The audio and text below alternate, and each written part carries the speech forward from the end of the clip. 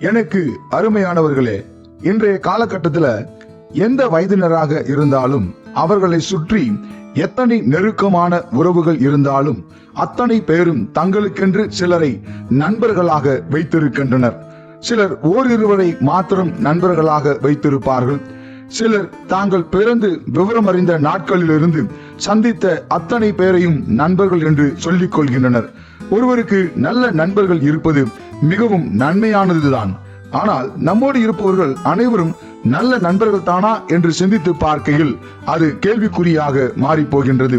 உண்மையான நட்பு என்பது ஜாதி மத பேதமின்றி இதயத்தால் இணையும் நிபந்தனையற்ற சுயநலமில்லாத ஒரு உன்னதமான பிணைப்பு.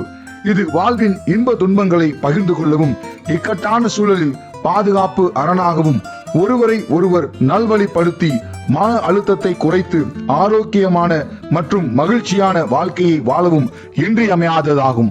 1000 உறவுகள் தட்டி சென்றாலும் நமக்காக தட்டி கேட்கும் ஒரு உறவு நட்பு மட்டுமே. தோல்விகள் உன்னை துரத்தும் போது உனக்கு துணையாக நிற்பதுதான் உண்மையான நட்பு. முகம் பார்த்து பேசும் உறவுகளை விட மனம் பார்த்து பழகும் நட்பே உண்மையான நட்பு. நட்பு என்பது தேடி பிடிக்கும் உறவு அல்ல, தானாக அமைந்துவிடும் ஒரு வரம். கண்ணீர் துடைப்பவன் நண்பன் அல்ல, கண்ணீர் வராமல் தடுப்பவனே சிறந்த நண்பன். பிடிக்காத போது பிரிந்து போவது நட்பு அல்ல, பிடிக்காத குணங்களை மாற்றிக்கொண்டு இணைந்திருப்பதுதான் நட்பு. சிரிக்கும் போது கூட இருப்பவன் உறவினன், நீ அழும்போது கூட இருப்பவனே உண்மையான நண்பன்.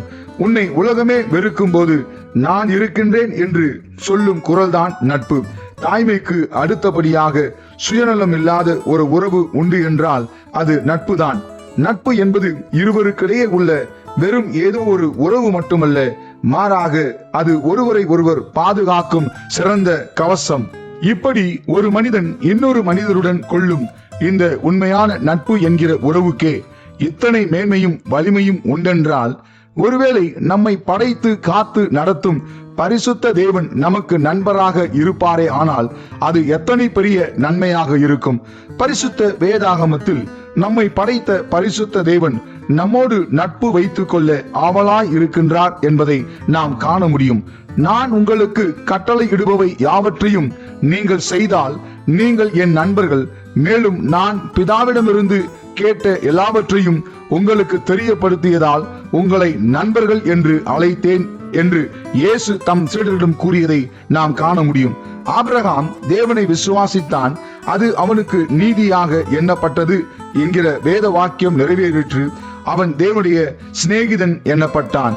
ஒருவன் தன் சிநேகிதனோட பேசுவது போல பரிசுத்த தேவனாகிய கர்த்தர் மோசேயோட முகமுகமாய் பேசினார்.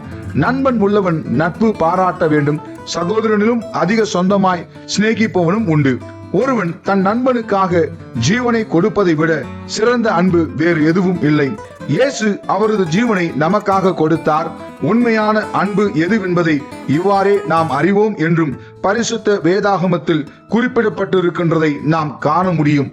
ஏற்கனவே குறிப்பிட்டபடி ஆபிரகாம் தன் நாட்டின் அந்நிய தெய்வங்களை கைவிட்டு பரிசுத்த தேவனுக்கு உண்மை உள்ளவராகவும் அவருடைய அசைக்க முடியாத அவர் தேவன் மேல் கொண்ட விசுவாசம், முழுமையான கீழ்ப்படிதல், நெருக்கமான நம்பிக்கை அடிப்படையிலான உறவு, தேவனை பின்பற்றவும் அவருடைய வாக்குறுதிகளை நம்பவும் தன் மகன் ஈசாக்கை பலியிட தயாராக இருந்ததின் காரணமாகவும் பரிசுத்த தேவன் ஆபிரகாமை தன் நண்பர் என்று அழைத்தார்.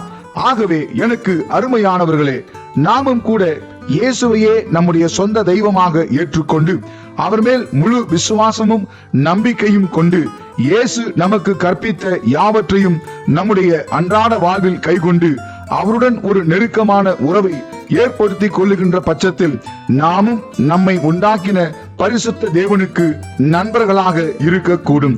இக்காணொலியில் இறுதி வரை கண்டும் கேட்டும் உணர்ந்தவைகளை தங்களின் அன்றாட வாழ்வில் கைகொள்ளப் போகின்ற உங்கள் யாவரையும் பரிசுத்த தேவனும் உயிர் தெழுந்த ஆண்டவருமாகிய இயேசு கிறிஸ்து அளவில்லாமல் ஆசீர்வதிப்பாராக.